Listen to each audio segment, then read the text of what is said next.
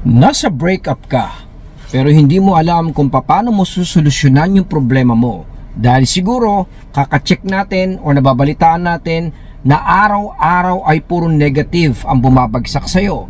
Maaring nababalitaan mo na siya nga po ay may kausap na, maaring na-update ka na siya nga po ay parang sobrang saya sa mga oras na kayo nga po ay nagdurugo, lumuluha at nahihirapan. Ito po ay very normal. Alam natin na napaka-devastating ng breakup. Matagal ko na pong effectively pinag-aaralan yan at isinishare yan sa mga vlogs natin.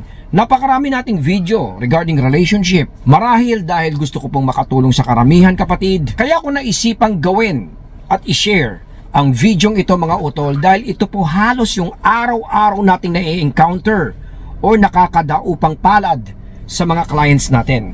Marami din po kasing nagtatanong mga utol kung may pag-asa pa ba or wala na. Katulad na sinabi ko parate, ang ex mo, halimbawa kung siya po ay naging dumper or even siya nga po ay naging dumpy, ay papasok nga po doon sa tinatawag na non-approval stage. Ito yung panahon mga utol na kung saan ipaparamdam niya talaga sa iyo na siya po ay hindi apektado, siya po ay malakas, siya po ay decided sa kanyang naging desisyon. Papasukan pa po ng tinatawag na method acting kung saan iaarte po niya mga utol yung dapat mong napanalangin o hinahangad mo na pwedeng mangyari sa kanya, na siya po ay maging malungkot, siya po ay maging apektado. Of course, with the process of method acting mga kapatid, hindi po niya ipaparamdam yun, at ang ipaparamdam niya sa iyo ay yung opposite. Napakasakit itong makita, napakasakit itong maranasan, at napakasakit na maramdaman ito kapatid. Pero kung nasa ganitong situation ka, eksakto ang videong ito sa iyo ngayon mga utol, dahil today ay ipapaliwanag natin kung dapat ipursubo pa rin ang ex mo at dapat magtiyaga ka pa rin, dapat mag-sacrifice at mag-effort pa rin mga utol kung gusto mo siyang bumalik sa iyo. Dahil challenges or emotional struggles ay normal sa isang relationship, even sa iyo o sa kanya mga utol, lalo na kung halimbawa kayo po ay nagkaroon ng legit na relasyon. Alam natin na ito po ay talagang simultaneously ma-experience po natin araw-araw. Oras-oras, magiging mahirap sa mga linggo o buwan na daraan ay talagang parang mawawalan ka ng pag-asa. Pero kung magiging knowledgeable lang tayo mga utol, psychologically ay maiintindihan natin na ito po ay normal. Lalo na nga po kung halimbawang may attachment at may feelings pa rin ang ex mo sa'yo. Kasi nga po parati ko sinasabi na kung wala ng care yan mga utol, tatawanan ka na lang yan at wala na yung pakialam. Pero kung halimbawang ito po ay na-experience natin na siya nga po for example ay nangaaway, siya nga po ay bumabato na mga negatibo sa iyo na hanggang ngayon mga utol ay talagang pinahihirapan at parang pinaparusahan ka ng ex mo, ito ay tinatawag nga lang po nating stage 3 or stage 4 during the breakup. Kasi parati ko nga sinasabi na kung kayo po ay nasa breakup situation, huwag nating abangan ang ex natin na dumating kagad doon sa realization. Kasi ito po ay hindi mangyayari mga utol hanggat hindi po niya na-experience yung mga stage 1 or even stage 2 or even yung pinakamalupit nga pong stage 3 or stage 4 mga utol, kung saan marami po talaga ang sumusuko sa panahon na to. Stage 1, pag-usapan natin para maging malinaw utol.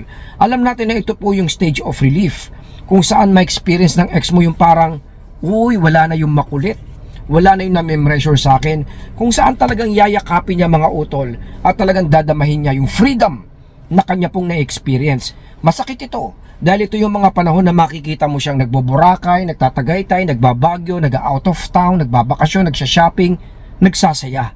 Napakasakit tignan nito mga utol. Kung halimbawa kayo nga po ay kasalukuyang nagdurugo ang puso, nahihirapan, tapos makikita mo pa na ganun, sobrang sakit sa mata. Pero tandaan po natin, kung knowledgeable tayo mga utol, parte lang po ito na tinatawag nga na breakup stages mga utol, na psychologically hindi pwedeng makarating sa realization ng ex mo hanggat hindi po niya na-experience ang relief stage. Marami pa siyang dadaanan, pero I would say siguro on the 3rd or 4th mga utol, ito yung pinakamalupit kung saan hahagupit sa atin yung desperation. Kasi po mga utol, ito po yung tinatawag na parang power struggle, kung saan magkakaroon ng comparison, kung saan iisipin ng ex mo na awayin ka na lang ng awayin, o saktan ka na lang ng saktan, o sirain na nga lang po niya na sirain yung relationship in order for them to justify the breakup. Kasi nga po kung smooth sailing at nakikita nga po niya na kayo nga po ay okay na, nababahala siya doon mga utol. Siya po ay nasasaktan o siya po ay naapektuhan. Kaya sa isang dumper katulad po ng ex natin, mas mamarapatin po niyang makita na kayo nga po ay nag-aaway, nagkakaroon ng sigalot at negative in order for them nga po na makonclude or ma-justify that breaking up with you is much better. Kaya para po sa akin mga utol, ito po ay dapat nating lagpasan. Kung gusto mong bumalik ang ex mo mga utol, ito po ay dapat po nating i-manage in a positive way. Kasi kung halimbawang kayo nga po ay maaapektuhan or lalabas yung natural mo katulad ng papatol sa kanya or tuluyan nga rin po makikipagwasakan sa iyong ex mga kapatid, natural na ma-justify niya na iwanan ka na lang. Kaya nga madalas pagka halimbawang kayo po ay nasa breakup, mga unang stage okay pa yan pero pagkatapos ng mga ilang weeks or ilang months, wasak na. Ayaw ka na niyang kausapin. Papaano?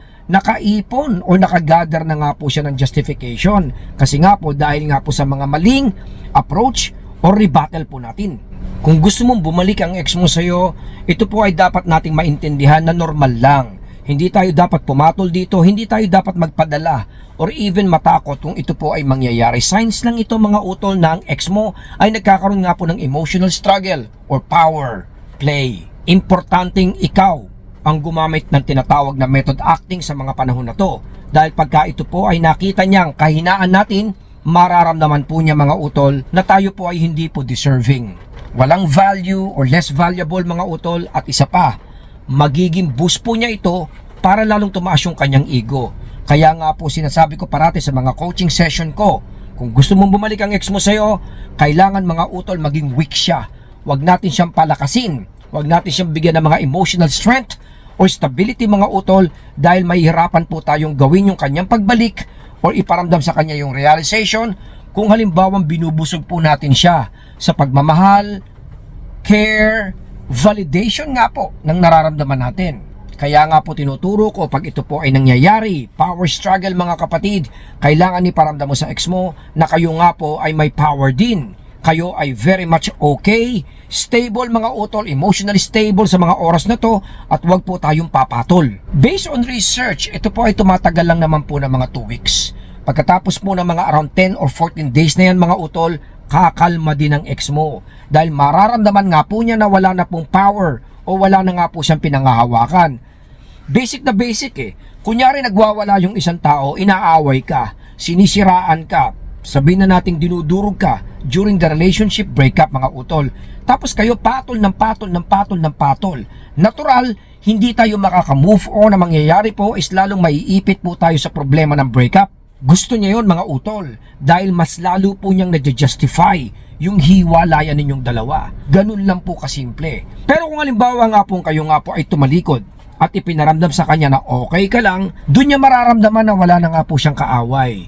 Doon niya mararamdaman na wala na nga po siyang ka-power struggle.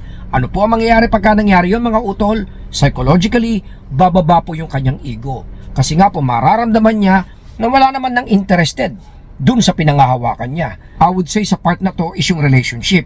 Kasi nga po mostly ang mga dumper ang pakiramdam nila, sila ang may control. Sila ang may hawak ng relationship. Tayo naman, nagmamakaawa, humahabol at nagsusumamo na ibigay mo na sa akin yung control mo.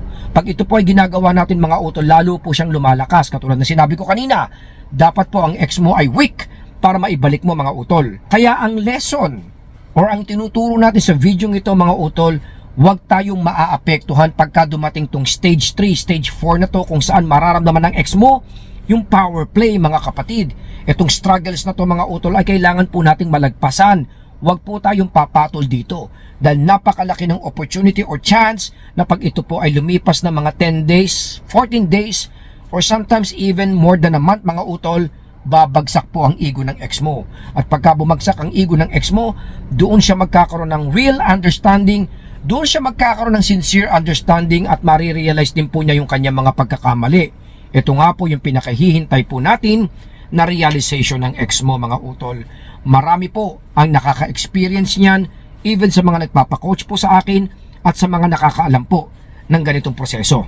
Hanggang dito na lang po muna si Papong TV. I hope na nakatulong po tayo. Suportahan po natin at siyempre po bantayan po natin ang ating pamilya. Maraming salamat po sa inyong lahat. Papong TV.